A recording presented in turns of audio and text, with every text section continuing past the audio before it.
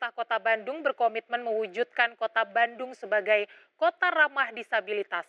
Di antaranya dengan mendorong pemenuhan fasilitas publik ramah anak dan disabilitas, seperti trotoar yang dinilai masih minim. Ini masih menjadi tantangan untuk kita, untuk paling tidak menyediakan sarana dan prasarana bagi masyarakat, khususnya anak-anak dengan disabilitas untuk mendapatkan sarana dan prasarana yang baik.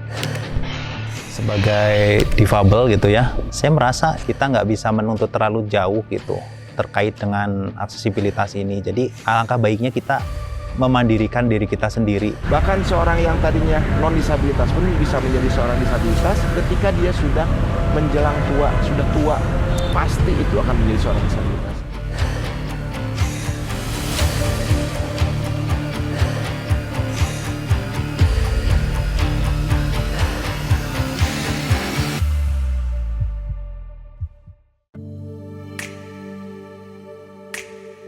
Bandung, kota kreatif yang tak pernah berhenti bergerak, yang selalu membuka ruang bagi semua. Tapi, apakah ruang ini benar-benar terbuka untuk semua warganya? Di balik keindahan dan hiruk-pikuknya, masih adakah batas yang menghalangi sebagian warganya untuk menikmati kota ini? Bagaimana pengalaman warga kota Bandung dalam mengakses fasilitas publik? Kalau di daerah kota udah bagus, cuman kalau daerah ke pinggiran tuh masih kurang nyaman buat olahraga terutama ya bagi saya.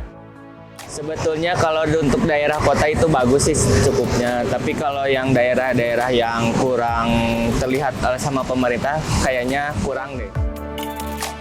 Saat kita menyusuri kota, kita seringkali melihat jalur kuning bertekstur yang kita injak tanpa mengetahui fungsinya. Pembatas saja mungkin ya. Kalau ininya ya pembatas antara apa ya? Kegunaannya untuk yang maaf ya, yang buat yang tunanetra. Kalau jalan biasa nggak bisa mendeteksi karena tunanetra mendeteksinya dari kaki. Namun ternyata punya arti penting. Jalur kuning itu berguna untuk membantu saudara kita penyandang tunanetra agar tetap aman melintasi kota. Ada beraneka ragam fasilitas umum untuk penyandang disabilitas dengan berbagai kegunaannya, seperti guiding block yang berfungsi sebagai penunjuk arah bagi tunanetra, tekstur garis untuk arah perjalanan lurus, sedangkan tekstur bulat sebagai tanda peringatan perubahan arah jalan seperti ke kiri atau ke kanan, rem, jalan miring, pengganti tangga bagi pengguna kursi roda.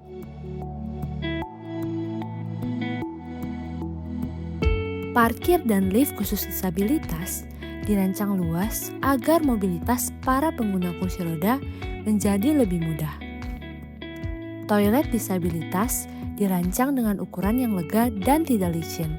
Tersedia juga handrail dan tombol alarm untuk keamanan penggunanya. Di Indonesia terdapat 30 juta penyandang disabilitas. Menurut Badan Pusat Statistik, di Kota Bandung sendiri ada 8.717 warga penyandang disabilitas. Ini bukan sekedar angka saja, tapi di baliknya ada individu yang berhak menikmati kota seutuhnya. Karena itu, penyediaan fasilitas aksesibel bukan pilihan, melainkan sebuah kewajiban. Kota yang ideal adalah kota untuk semua, tanpa memandang fisik, usia, atau latar belakang. Diwujudkan dengan menerapkan desain universal yang terdiri atas 7 prinsip sebagai standar ruang inklusif. Universal design itu sebetulnya adalah sebuah rancangan atau hasil desain yang dapat dipakai oleh semua kalangan, dari tidak memandang usia, ya, gender. Kalau fasilitas khusus itu biasanya tidak didesain menyeluruh ya rancangannya. Contohnya misalkan menyediakan RAM memang untuk penyandang cacat gitu ya, tapi tidak menyeluruh. Jadi didesain hanya sebatas memenuhi regulasi, kemudian ada dan dipakai khusus bagi pengguna yang kekurangan. Tapi universal design itu didesain dari awal, ya, perencanaan awal dan bisa dimanfaatkan oleh semua kalangan. Undang-Undang Nomor 8 Tahun 2016 menjamin hak penyandang disabilitas secara setara. Hal ini juga sejalan dengan Perda Kota Bandung Nomor 15 Tahun 2019 yang menegaskan bahwa hak penyandang disabilitas harus dipenuhi secara menyeluruh dan konsisten. Untuk mengetahui dukungan pemerintah dalam mewujudkan Kota Bandung yang inklusif, kami berbincang dengan Ibu Fani, penyuluh sosial ahli pertama di Dinas Sosial Kota Bandung yang juga adalah seorang penyandang disabilitas netra. Pada sekitar tahun 2022 atau 2023, Dinas Sosial pernah diundang untuk mengikuti kegiatan kampanye trotoar yang diselenggarakan oleh Dinas DS DABM.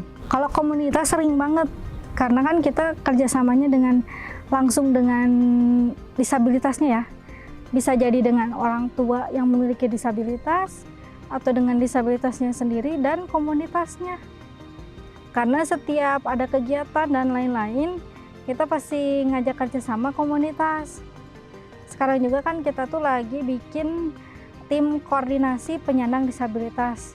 Nah, tim koordinasi penyandang disabilitas ini salah satunya untuk mewujudkan hak dan perlindungan penyandang disabilitas dengan melibatkan semua komunitas yang ada di Kota Bandung.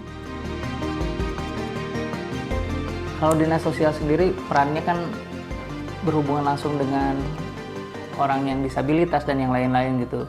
Nah, mereka kadang memiliki masukan dan yang lain-lainnya gitu. Pak, tolong dong ada masukan tentang perbaikan di suatu ruas atau yang lainnya gitu. Kadangkala kita malah mungkin bukan sama dinasnya gitu, tapi sama pemakainya langsung gitu. Saya pernah ingin menggunakan salah satu transportasi massa, ya, kereta api di salah satu stasiun di Kota Bandung gitu ya. Memang untuk perlintasan ataupun menyeberangi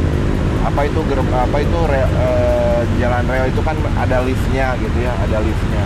Waktu itu karena di ujung lift yang datarnya itu tidak ada handrail, tidak ada pegangan untuk menahan. Jadi pada saat kaki saya sudah berpijak di itu, tapi ini masih pegang gitu karena nggak ada terus aja kayak gitu. Jadi otomatis itu saya jatuh terpelanting. Keseharian saya kan bermobilitas ya, bepergian, berorganisasi, terus kegiatan di yayasan gitu.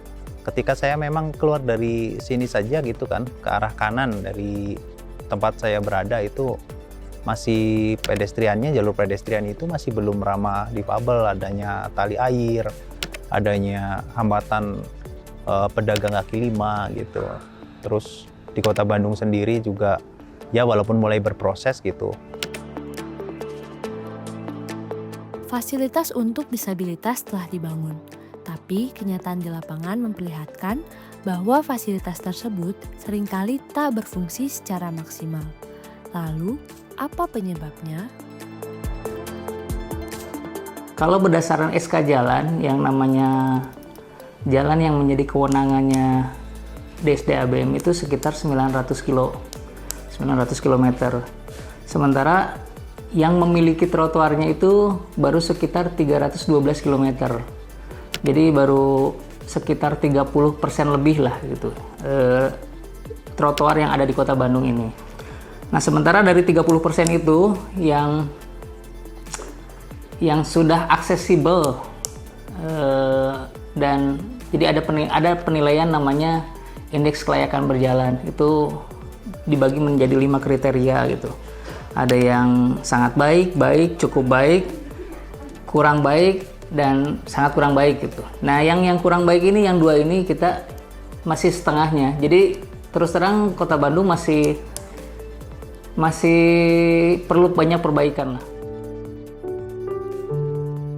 Kami dari Bilik maupun yang lainnya kita tetap optimis dan kita masih percaya terhadap pemerintahan itu masih memiliki kepekaan untuk empati yang luar biasa untuk menjalankan amanah undang-undang yang sudah berlaku. Memang kalau mau, ini agak normatif ya, tapi memang arsitektur itu harus melibatkan rasa gitu. Jadi kadang-kadang yang merancang kan, ini kan bangunan ini dibuat oleh manusia ya, materialnya tidak alami, tapi kalau kita pakai rasa itu setiap yang kita gambar, yang kita desain, kebijakan yang kita keluarkan itu kita merasakan betul gitu ya.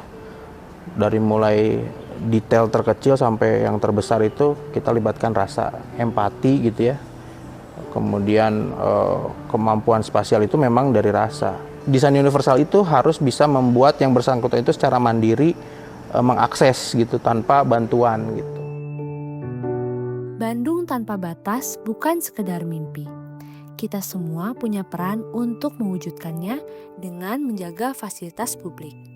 Dengan tidak parkir di jalur kuning, tidak berkendara di atas trotoar, dan membangun kota yang ramah untuk semua.